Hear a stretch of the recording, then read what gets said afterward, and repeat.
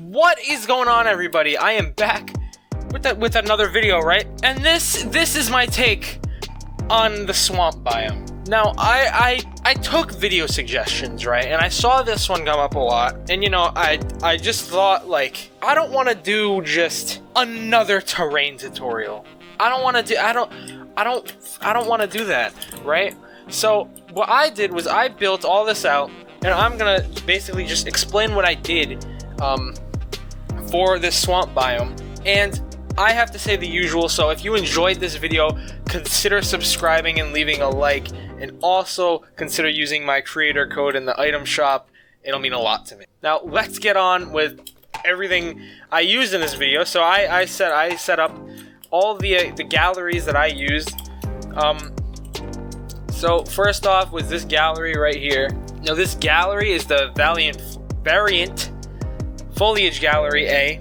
And the main things you're going to want from this gallery, you know, if you want to do what I did here, are these trees right here. I think these are called willow trees.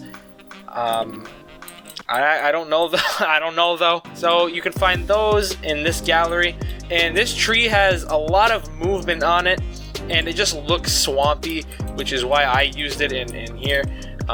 And this bush too. This is a must for any terrain oriented builds like this. And then obviously you're going to want the swamp foliage gallery and the swamp cliffs gallery, because we're making a swamp biome. But I also ended up using the brown cliffs too, because what I ended up doing was in the water over here, I made it look like mud or something. So I used the brown cliffs, and I thought it looks really cool. Yeah, I just used the brown cliffs.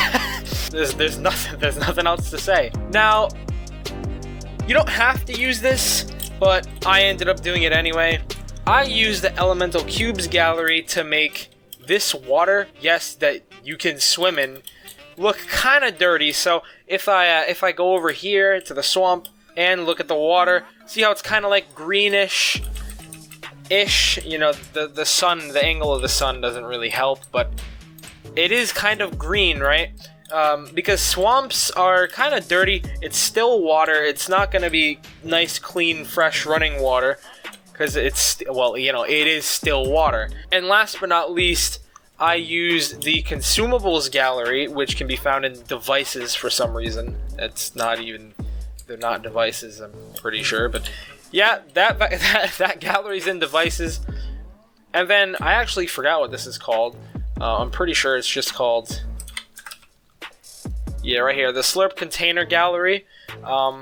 This is the piece right here. Now, you know, Slurpy Swamp is a thing, so we have to include something slurp related.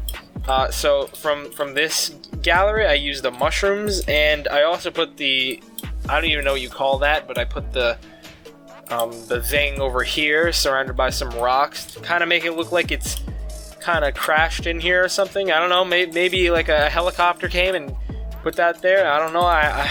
I came up with that on the spot. Wow. And the only thing I haven't mentioned the only thing I have mentioned that I haven't put over here is these puddles on the ground. Some people probably maybe won't like them. I have no clue, but I like them. So this is just the black glass gallery, and it's this piece right here. I did a whole video on how to make puddles, so watch that if you know you really want to get into it. But you literally just take this and put it on the ground. It's really not hard. So terrain. Now again, I already said I don't want to just do another terrain tutorial, so I'm just gonna show you how I did this specific style right here.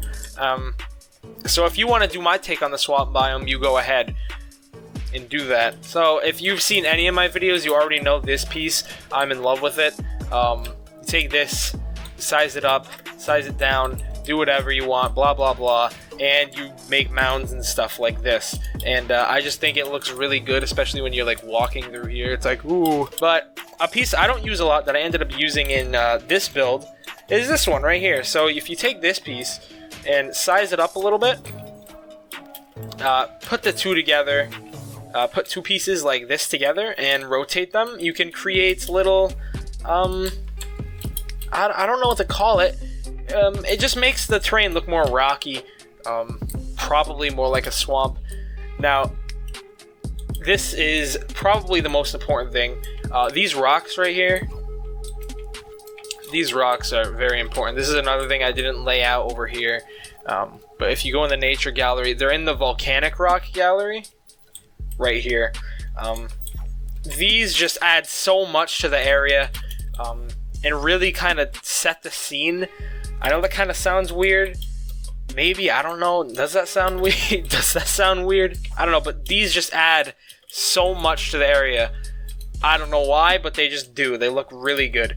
And one of the most important things to put here is grass, okay? Maybe if you're making like a mini BR or something, or a map that takes up a lot of memory like that, you don't want to put grass, which is completely understandable. But I mean, imagine what this would look like without all this grass here. It'd look terrible, okay? Like, I don't know. Well, I wouldn't say it would look terrible. It just wouldn't look the same. It looks more swampy, I guess, especially with these puddles. You know, especially with these puddles on the ground, it just looks so good.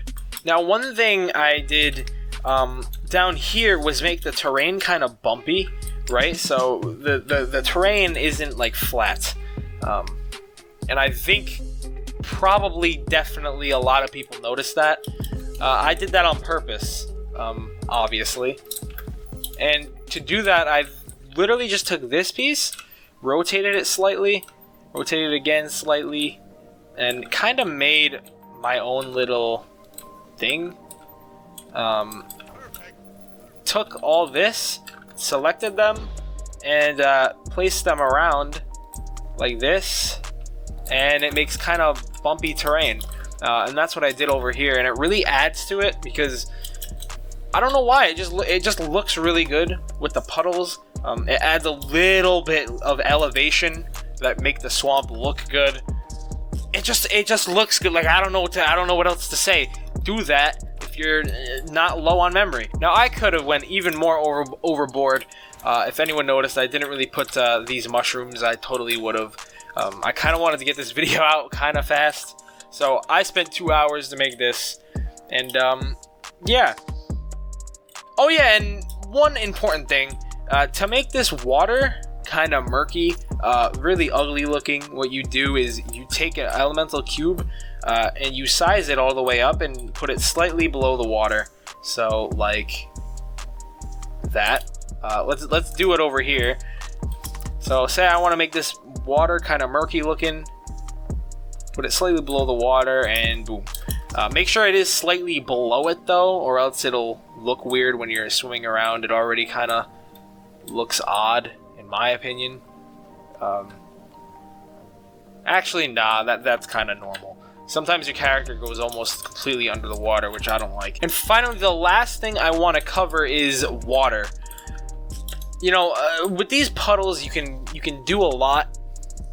But to make your swamp really just stand out, right?